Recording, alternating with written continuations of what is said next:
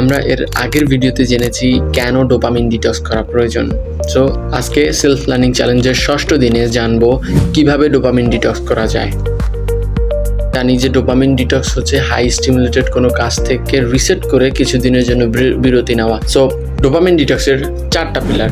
Number 1, reduce your screen time. আপনার বর্তমানে screen time 10 ঘন্টা হতে পারে, 12 ঘন্টা হতে পারে, কিন্তু আপনার স্ক্রিন টাইম কমিয়ে 1 ঘন্টা বা 2 ঘন্টা আপনার প্রয়োজনীয় কাজের জন্য স্ক্রিন টাইম কমিয়ে আনতে হবে। Number 2, no social media. আপনি শুধুমাত্র আপনার প্রয়োজনীয় অ্যাপগুলো ব্যবহার করবেন, কিন্তু সোশ্যাল মিডিয়া অ্যাপগুলো ব্যবহার করতে পারবেন না। Number 3, no adult film. কোনো অ্যাডাল্ট ফিল্ম দেখা যাবে না। Number 4, 10 minute meditation everyday. আপনি যদি মুসলিম হয়ে থাকেন তাহলে 5 ওয়াক্ত নামাজই হয়ে যাবে, কিন্তু আপনি যদি অন্য কোনো ধর্মের হয়ে থাকেন তাহলে 10 মিনিট মেডিটেশন করবেন। This is how you can do dopamine detox.